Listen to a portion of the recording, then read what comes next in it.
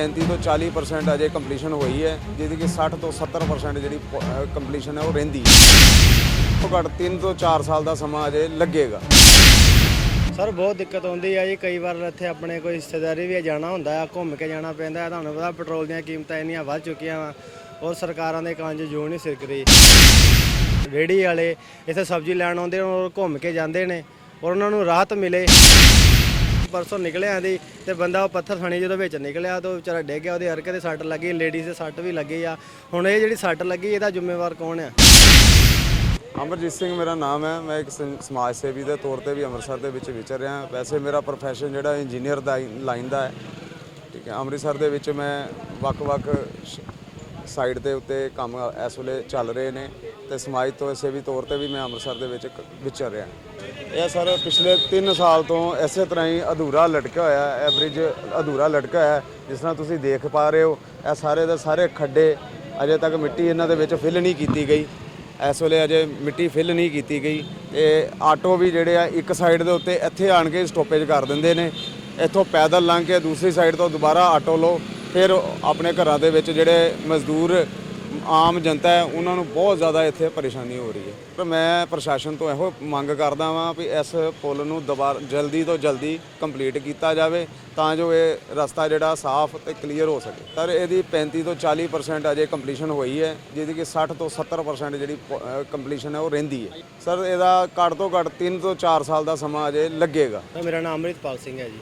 Sir ਬਹੁਤ ਦਿੱਕਤ ਆਉਂਦੀ ਹੈ ਜੀ। ਕਈ ਵਾਰ ਇੱਥੇ ਆਪਣੇ ਕੋਈ ਰਿਸ਼ਤੇਦਾਰੀ ਵੀ ਜਾਣਾ ਹੁੰਦਾ ਆ, ਘੁੰਮ ਕੇ ਜਾਣਾ ਪੈਂਦਾ। ਤੁਹਾਨੂੰ ਪਤਾ ਪੈਟਰੋਲ ਦੀਆਂ ਕੀਮਤਾਂ ਇੰਨੀਆਂ ਵੱਧ ਚੁੱਕੀਆਂ ਵਾ ਔਰ ਸਰਕਾਰਾਂ ਦੇ ਕੰਨ 'ਚ ਜੂੰ ਨਹੀਂ ਸਿਰਕ ਰਹੀ।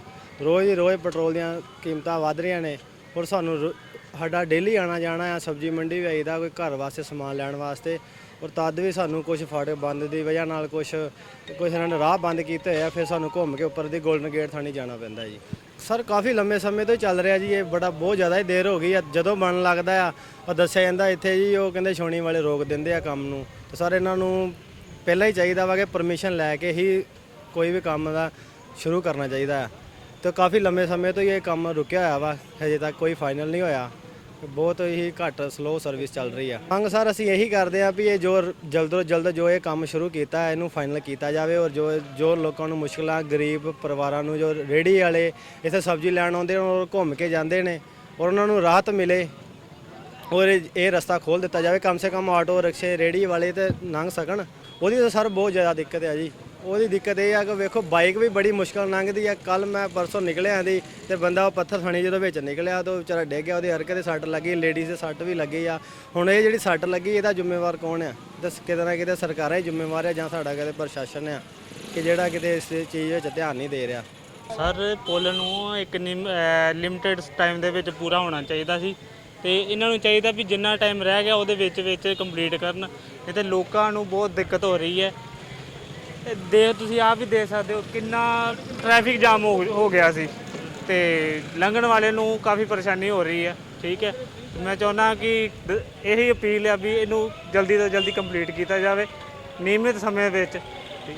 ਬਹੁਤ ਜਾਮ ਲੱਗਦਾ ਵਾ ਤੇ ਇੱਥੇ ਪੁਲ ਬਣਨਾ ਚਾਹੀਦਾ। ਪੁਲ ਤਿਆਰ ਹੋਊਗਾ ਤੇ ਫੇਰ ਹੀ ਲੰਘਾਂਗੇ। ਉਸ ਤਰ੍ਹਾਂ ਤੇ ਜਾਮ ਬਹੁਤ ਲੱਗ ਜਾਂਦਾ ਵਾ। ਫਾਟਕ ਬੰਦ ਹੁੰਦਾ, ਜਾਮ ਲੱਗ ਜਾਂਦਾ, ਉੱਥੋਂ ਤੱਕ ਲੱਗ ਜਾਂਦਾ, ਇੱਧਰ ਤੱਕ ਲੱਗ ਜਾਂਦਾ, ਜਾਮ ਲੱਗ ਜਾਂਦਾ। ਬਹੁਤ ਜ਼ਿਆਦਾ ਮੁਸ਼ਕਲ ਹੁੰਦੀ ਆ ਵੀ ਲੰਘਿਆ ਨਹੀਂ ਜਾਂਦਾ। ਆਹ ਵੇਖੋ ਥਾਂ ਤੇ ਹੈਗਾ ਨਹੀਂ ਤੇ ਕਿੱਥੋਂ ਲੰਘਾਂਗੇ? ਐਕਸੀਡੈਂਟ ਦਾ ਬਹੁਤ ਇੱਥੇ ਖਤਰਾ ਜੀ। ਇੱਥੇ ਡਿੱਗ ਵੀ ਪੈਂਦੇ, ਪਾਰਟੀ ਵਾਲੇ ਰਸ਼ਕੇ ਪਲਟ ਜਾਂਦੇ ਆ। ਬਹੁਤ ਬਣਨਾ ਚਾਹੀਦਾ, ਜਲਦੀ ਤੋਂ ਜਲਦੀ ਬਣਨਾ ਚਾਹੀਦਾ। ਇਹ ਉਤਰਦਾ ਜੀ, ਇੱਥੋਂ ਪਿੱਛੋਂ ਚੜਦਾ, ਇਹ ਸਿਰਫ ਫਾਟਕ ਹੀ ਕ੍ਰਾਸ ਹੁੰਦਾ ਜੀ। ਤੇ ਇਹਨੂੰ ਕਿਸੇ ਵਜ੍ਹਾ ਨਾਲ ਸਾਨੂੰ ਨਹੀਂ ਪਤਾ ਕਿਹੜੇ ਕਾਰਨਾਂ ਕਰਕੇ ਰੁਕਿਆ ਹੋਇਆ ਵਾ, ਪਰ ਸਾਡੀ ਰਿਕਵੈਸਟ ਇਹੀ ਆ ਕਿ ਇਹਨੂੰ ਜਲਦ ਤੋਂ ਜਲਦ ਕੰਪਲੀਟ ਕੀਤਾ ਜਾਵੇ ਕਿਉਂਕਿ ਸਾਡੇ ਤੋਂ ਇਲਾਵਾ ਹਰ ਯਾਤਰੀ ਨੂੰ ਬਹੁਤ ਮੁਸ਼ਕਲ ਆਉਂਦੀ ਆ। ਅਗਰ ਬਾਹਰੋਂ ਕੋਈ ਆਂਦਾ ਵਾ ਤਾਂ ਸ਼ਹਿਰ ਦੇ ਅੰਦਰ ਐਂਟਰ ਕਰਨ ਲਈ ਇੱਕ ਬਹੁਤ ਨਜ਼ਦੀਕੀ ਰਸਤਾ ਵਾ ਇਹ। ਤੇ ਅਗਰ ਜਿਹੜਾ ਕੋਈ ਆ ਜਾਂਦਾ ਉਹਨੂੰ ਉੱਪਰੋਂ ਦੀ, ਫਿਰ ਤੁਹਾਨੂੰ ਪਤਾ ਇੰਨੀ ਮਹਿੰਗਾਈ ਆ, ਤੇਲ ਪੈਟਰੋਲ ਦੀ ਖਪਤ ਬਹੁਤ ਜ਼ਿਆਦਾ ਹੁੰਦੀ ਆ ਤੇ ਹਰ ਇੱਕ ਯਾਤਰੀ ਨੂੰ ਬਹੁਤ ਮੁਸ਼ਕਲ ਆਉਂਦੀ ਆ। ਅਗਰ ਐਮਰਜੈਂਸੀ ਹੋਵੇ ਤਾਂ ਬਹੁਤ ਜ਼ਿਆਦਾ ਹੀ ਮੁਸ਼ਕਲ ਆ ਜੀ, ਬਹੁਤ ਜ਼ਿਆਦਾ ਟਾਈਮ ਲੱਗਦਾ ਸਰ। ਤੇ ਅਗਰ ਅਸੀਂ ਇੰਨਾ ਕੁ ਰਸਤਾ ਖੋਲ੍ਹ ਦਿੰਦੇ ਆ ਤੇ ਇੱਥੇ ਇੰਨਾ ਕੁ ਰਸ਼ ਹੋ ਜਾਂਦਾ ਵਾ ਕਿ ਆ ਟ੍ਰੇਨ ਵੀ ਸਰ ਜੀ ਰੁਕ ਕੇ ਜਾਂਦੀ ਆ ਤੇ ਟ੍ਰੇਨ ਦੇ ਰੁਕਣ ਕਾਰਨ ਉਹਨਾਂ ਨੂੰ ਵੀ ਮੁਸ਼ਕਲ ਆਉਂਦੀ, ਫਾਟਕ ਵਾਲਿਆਂ ਨੂੰ ਵੀ ਬਹੁਤ ਮੁਸ਼ਕਲ ਆਉਂਦੀ ਆ, ਉਹਨਾਂ ਨੂੰ ਵੀ ਪ੍ਰੋਬਲਮ ਆਉਂਦੀ ਆ ਜੀ। ਉਹੀ ਫਿਰ ਰਸਤਾ ਕਲੋਜ਼ ਕਰਾ ਦਿੰਦੇ ਆ ਜੀ।